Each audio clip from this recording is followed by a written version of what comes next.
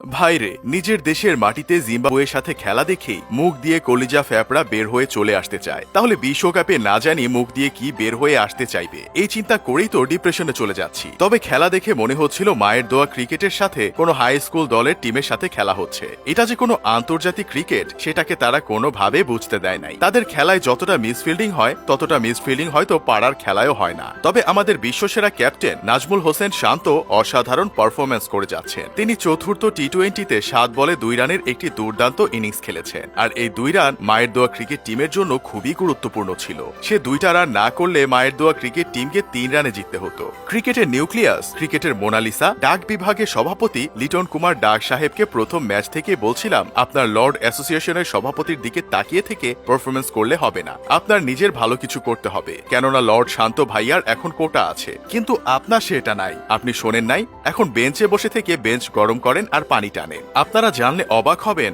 আপনাদের কদম জোড়া লাভ দিয়ে কাঁধে উঠে যেতে পারে। এবারের বিশ্বকাপে আমাদের বিশ্বসেরা ক্যাপ্টেন নাজমুল হোসেন শান্তর স্ট্রাইক রেটের চেয়ে পাপুয়া নিউ গিনি দলের ক্যাপ্টেনের স্ট্রাইক রেট বেশি। আমাদের ক্যাপ্টেন লাস্ট 10 ম্যাচে শুধুমাত্র একটা ম্যাচে হাফ সেঞ্চুরি করতে পেরেছিলেন, আর বাকি 9টা ম্যাচে সে কি করেছেন সেটা হয়তো সে নিজেও জানেন না। হঠাৎ একটা ম্যাচ ভালো করে দলে টিকে থাকতে কি একটুও লজ্জা করে না এদের? আচ্ছা ভাই, সে বিসিবিদের কোন পড়াপানি খাওয়াইছে যে এই ধরনের বালমার্কা একজন খেলোয়াড়কে টি-20-তে ক্যাপ্টেন বানিয়ে দিছে? কেউ জানেন? মায়ের দোয়া ক্রিকেট টিমের একটা বিশেষ গুণ আছে, আর সেটা হলো তাদের টিমে টপ অর্ডার ভালো করলে মিডল অর্ডার ডায়রিয়া রোগে আক্রান্ত হয়। কালকের ম্যাচে ওপেনিং দেখার পর ভাবছিলাম জিম্বাবুয়ের হয়তো খবর করে ছাড়বে, কিন্তু 100 রানের পর হিসু করতে গেছিলাম, ফেরার পর দেখি হইচই নাই, খেলাই শেষ হয়ে গেছে। ভাই একবার চিন্তা করেন, একটা দলের 101 রানে 0 উইকেট থাকে, আবার সেই দলেরই 43 রান নিতে গিয়ে 10 উইকেট হারিয়ে যায়। তাহলে সেই দল বিশ্বকাপে কি করবে সেইটা তো আর বুঝতে দেরি নাই। এক দাদাকে বসিয়ে আরেক দাদাকে সুযোগ দিয়েছে। সেই দাদার খেলার সিস্টেম এতটাই বাজে ছিল যে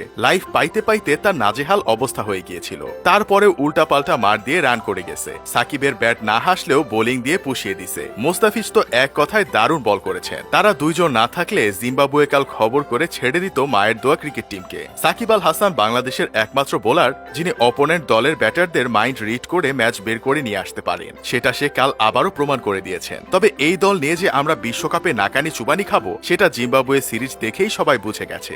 মিরপুরে টস হেরে আগে ব্যাট করতে নেমে 19 ওভার 5 বল খেলে সব উইকেট হারিয়ে 143 রান তুলে নেন মায়ের দোয়া ক্রিকেট টিম। দলের হয়ে 37 বলে সর্বোচ্চ 52 রান করেন তানজিদ তামিম। এই রানের জবাবে লক্ষ্য তাড়া করতে নেমে 19 ওভার 4 বলে 138 রানেই গুটিয়ে যায় জিম্বাবুয়ে। এতে 5 রানের জয়ে 5 ম্যাচ সিরিজে 4-0 ব্যবধানে এগিয়ে গেছে বাংলাদেশ। যাই হোক, শেষমেশ আমি গোলাম হোসেন একটা কাজের কথা কই, কোনো ম্যাচ না খেলেই দল থেকে বাদ পড়েছে পারভেজ ইমন ও আফিফ। যদি তাদের খেলানোই হবে না তাহলে কেন দলে নেয়?